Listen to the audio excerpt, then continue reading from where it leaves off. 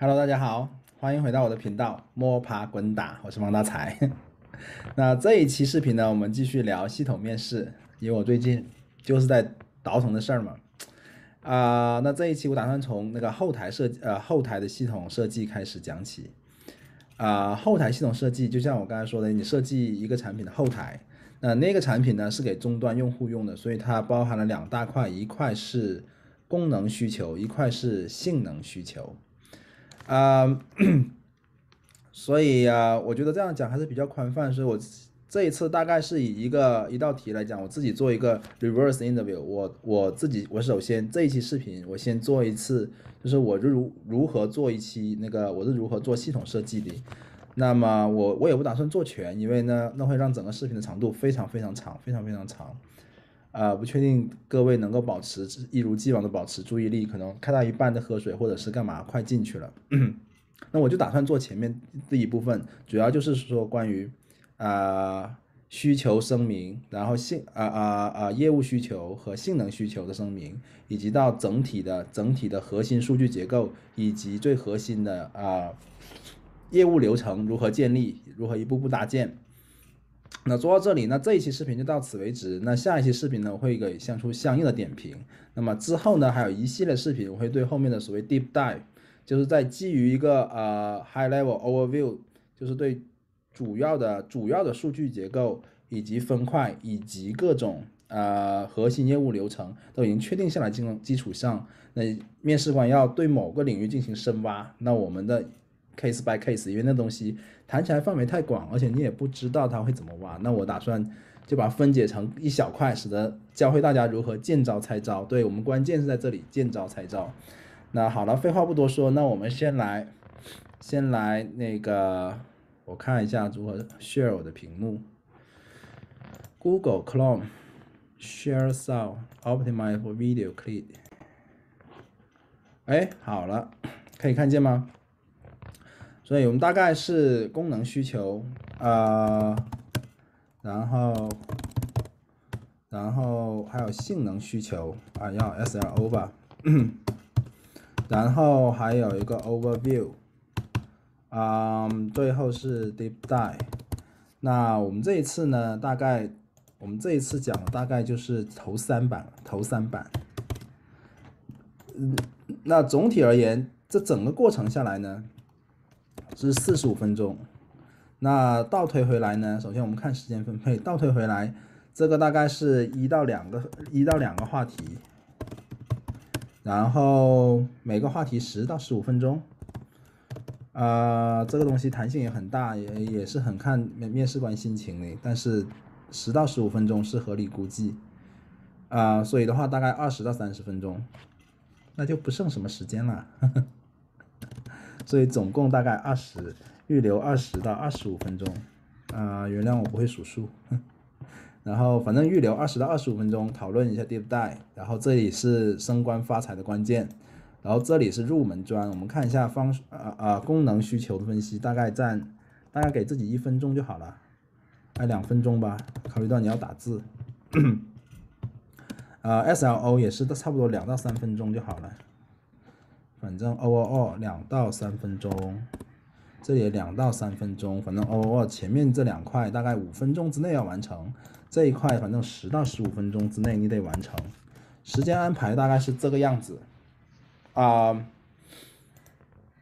对，就像我说的，面试是面试平时工作是工作，工作的时候你可能有1个月时间设计这玩意儿，然后面试的时候40分钟，所以节奏很重要，类似于像高考数学，让你2个小时做，你可能觉得难，让你带回家做2个星期或者2个月来做，那就还行哈。所以的话，那练习需要，等下就直接讲英文吧，就是相当于我自己再模拟练习一遍。确保我讲英文的时候脸不慌心不跳，脱稿讲。哎，你别说，挺热的。然后我去开窗。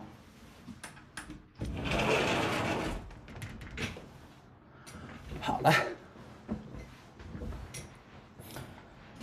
所以我会开始讲我会用英文来进行这一场reverse interview，然后大概就囊括前面这3块。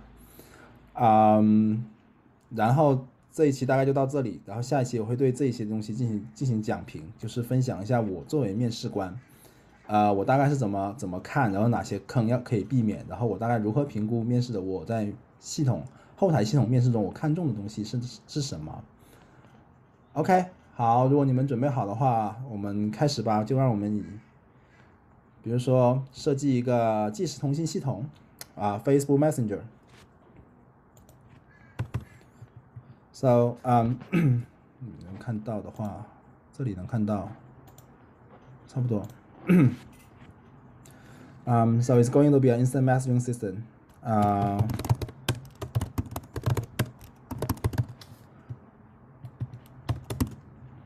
Okay, so for functional feature, first of all, one-on-one messaging and receive and send and receive. Bi-directional communication on one-on-one messaging between like two individual users. We can also set group messaging and send message to a group between individual versus like group. Individual to a group, not group to group to individual. This is group messaging, and of course this is not anonymous, so users sign out and sign in.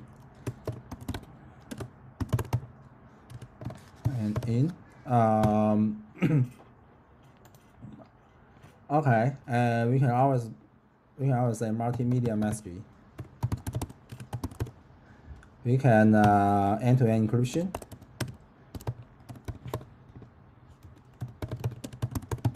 Something. So we can always talk about more features, etc. Once we have time at the end of the interview. But among all these features, the most critical, the core feature is the top two. One user can sign in, and once you sign in, they can use an identity to send and receive messages from another individual user. Other than that, all this, yeah, the feature in red is the critical feature, and other than that, all these are optional feature. And feel free to ask me to deep dive into any of the design. So I only take care of the critical feature, core feature in the version 1 deliverable. And about SLO, let's see, availability. We care about latency. So to latency, we define it as, for example, A sends a message to B, and B sends an acknowledge message status. Okay, and sends acknowledge, say, hey, I receive it, and all this round tree latency, or the overall overhead of this round tree. So message round tree.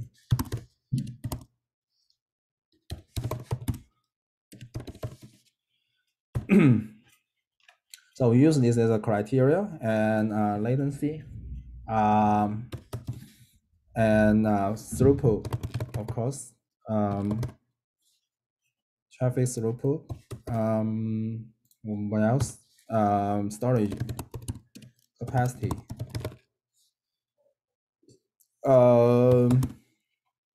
Maybe like message loss rate something. We'll get back to talk about it later. Message loss rate. And we'll see what else we care about. But availability, let's assume that 95%. 95% availability, so that, well, I understand the industry criteria for the production ready system for the larger scale users, but I just want to focus on the critical business logic for version 1. So I don't want to spend this time myself to design a high availability system or something. And so let's assume 95%. So only one single instance, web server instance, can handle all the requests, can handle this criteria. And this one, let's say 1 second. So we don't need to worry about the latency reduction logic. And throughput, let's say 5 kbps.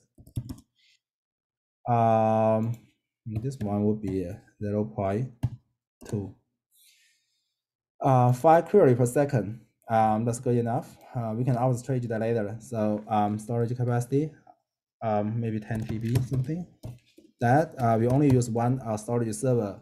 That can the secondary storage of one server can handle all this, I believe. And mastery loss rate is essentially the hardware error ratio for one single instance, one single node. So it's like let's assume the hardware error ratio is 0.5. Okay, so for the overview, we care about the data schema, data model, something, and the API. Let's start with the user journey. So suppose I want to, for example, we want to do a user sign up and sign in.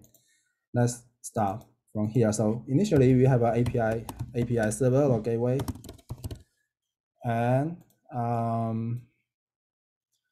there's a request. Oh, where is the error? Yeah. So it's a user sign up request. So we need to have a user sign up API.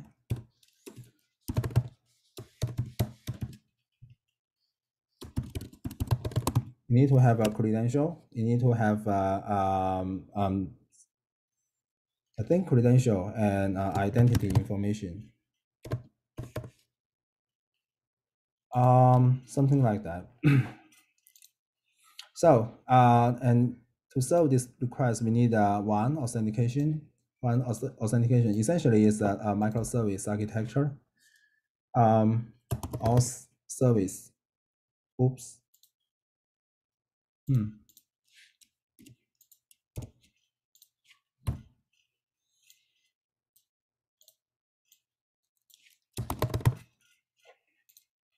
So it goes through the auth service first and get authenticated. And if you want to do single sign-on or anything, it's a safe flow, but essentially it gets authenticated. And after it's successful return, the second step is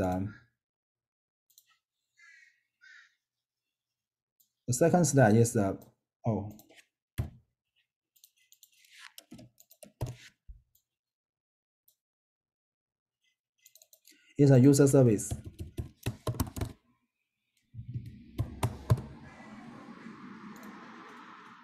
If it successfully returned, and after user service, just commit a new registration and generate a token. Token is from authentication service, by the way, and persisting in user service. So in user service, we have credential. We have a user table, like credential and token. Okay. And after we commit the new records successfully, then return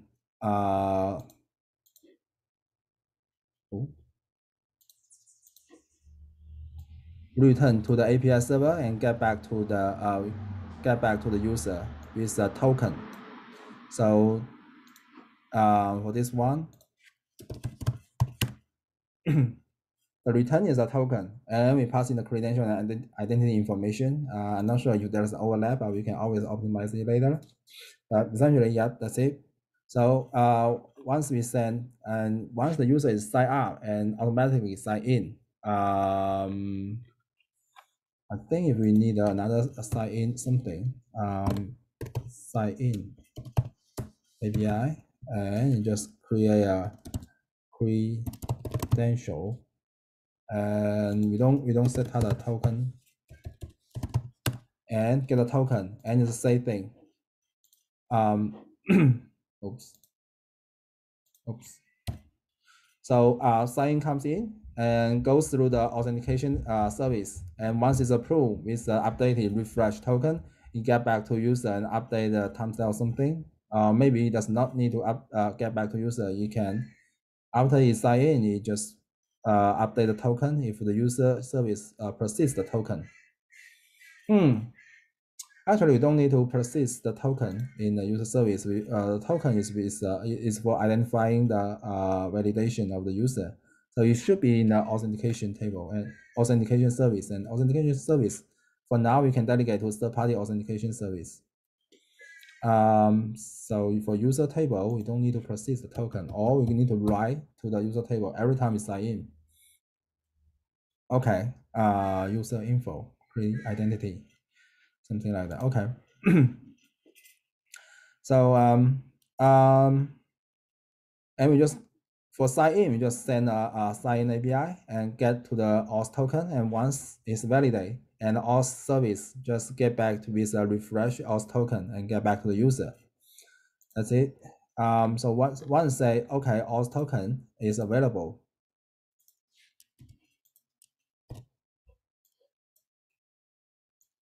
Auth token.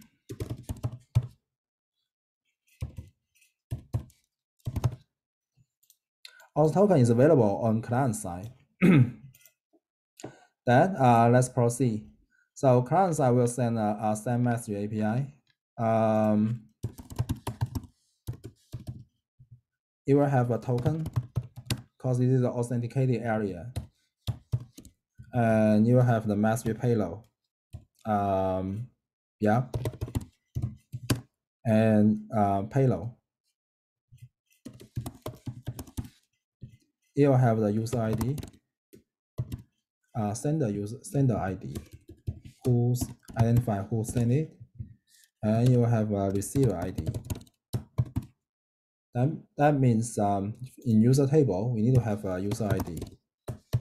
Then the sender and receiver ID is referring to this one, and in order to render it, I need to show a timestamp when this message will arrive at server. So the timestamp is essentially is identified, is marked by the server. Whenever it sends out, it arrives at server, the server automatically apply a timestamp identifying when it's something. So we don't need to worry about time zone difference or anything. And all the backend utilize the one single source of timestamp, the uniform time zone. So in that way, we can know the order that is the message arrive, and we can render in client side, right? So how does it process? First of all, when the send message comes in, it goes through authentication service and validate the token, and it's good. And it's trying to, let's say, there is a messaging service here. I need to copy paste the same thing.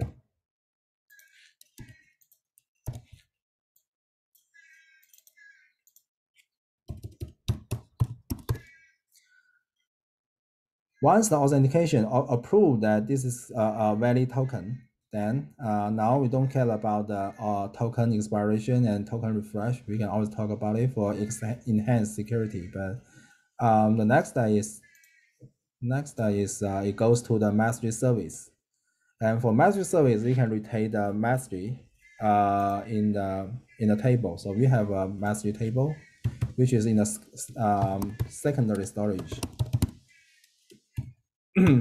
So what includes like message.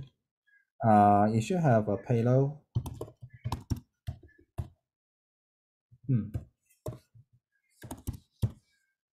And sender ID and receiver ID.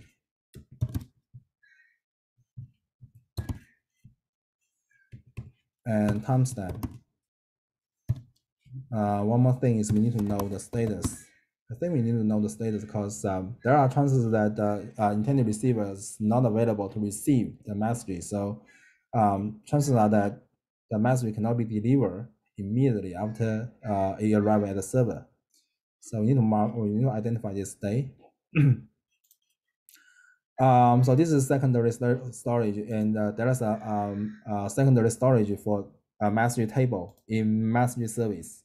So how does the receiver receive the message?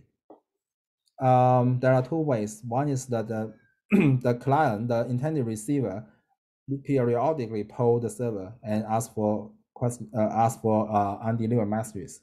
But that's low efficiency and it wastes a lot of bandwidth. The thing is, the option is we can set out here. we can set up a WebSocket. So WebSocket here.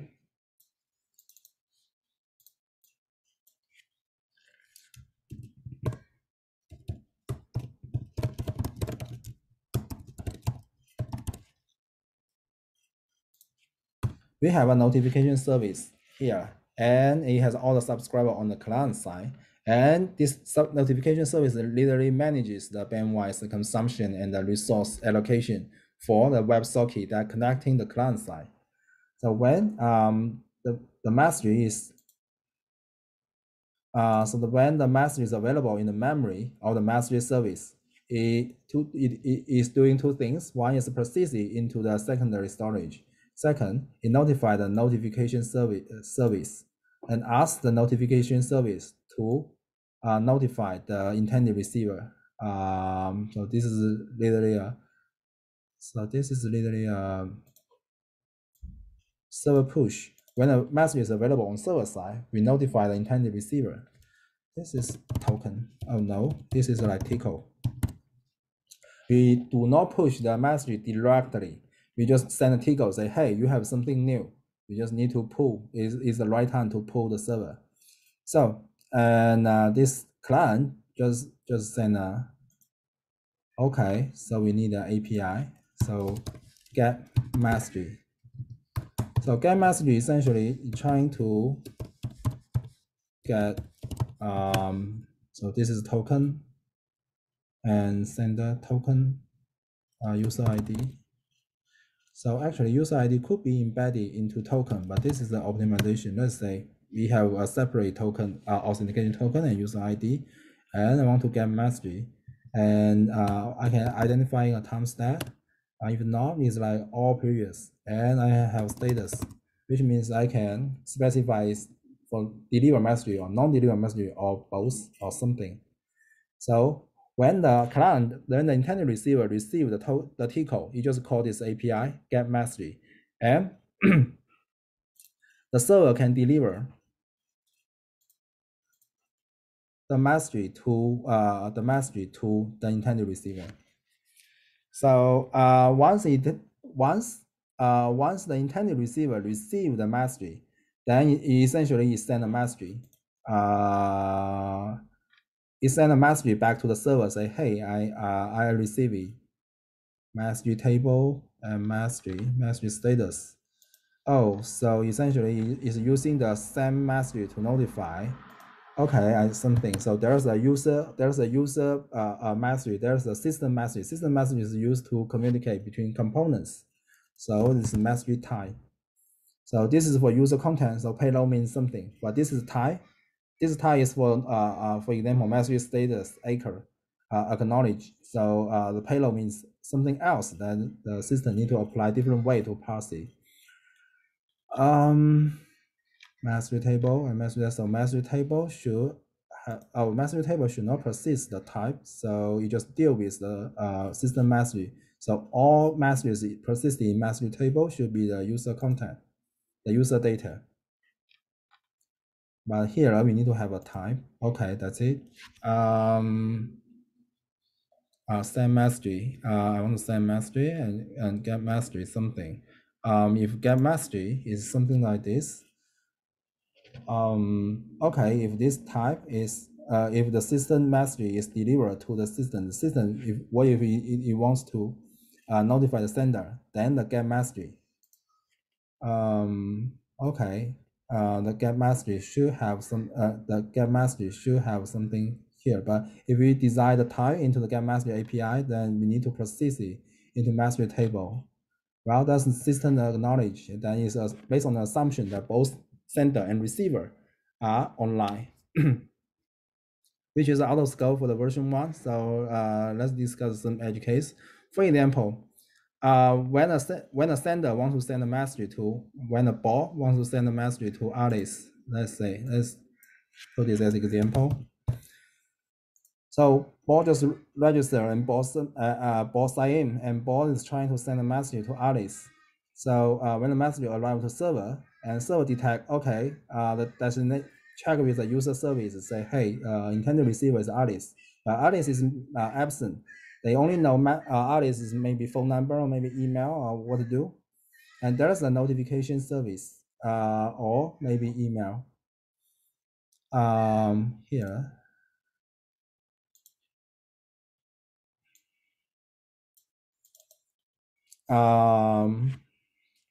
Maybe email or phone service. Oh.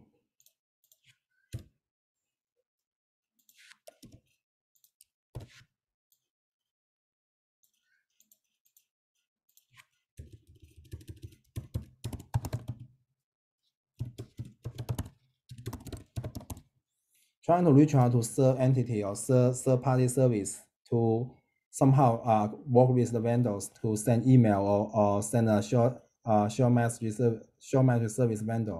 Yeah, send a short message to the intended Alice and ask Alice to register. So once Alice is signed in, then Alice client will automatically send a get message something to request all the messages that is undelivered when Alice is not available. Or that's one flow. Second flow is like, second case is like, what if to Alice? Okay.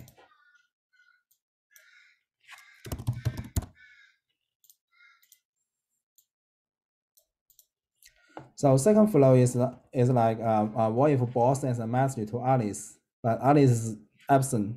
Alice is not there. And what happened? It's like the message is going to be persisted into the secondary storage in message service. And of course, the server will not periodically trying to reach out to Alice client. Is actually Alice client know exactly the situation, when to come back, when the network situation, when Wi-Fi is available, cellular data available, anything. So once there's available network, the Alice client initiate to trying to build a WebSocket with the server. And once the WebSocket is built successfully, both server and Alice know that. So Alice will initiate a get message to get all the undelivered message, something. Regardless of whether there are undelivered message or not, the get message is always tightly follow the sign in or sign out or like build connection, build sign connection. So maybe I need to build an API to establish the WebSocket connection. But what if Alice? Okay, what if Alice just broken his client, like the smartphone, and they buy Alice bought a new smartphone and install a new client? Then he can send a message to once upon a successful sign up, they just all sign in. They just trying to pull all the message history, calling the get message API, so that it has everything that's handled properly handled. So that's all for the overview. That we handle the user sign out, sign in, and we handle the one-on-one message receive, send and retrieval under all circumstances. 3:53，哎，我是几点开始的？我觉得好像有点超时，因为太久不练了，是有点手生哈，所以我觉得我是有点严重超时。那我下一次再开始讲解，我再开始讲解吧。那我们这期视频就先到这里 ，Stop sharing，然后下期视频再见。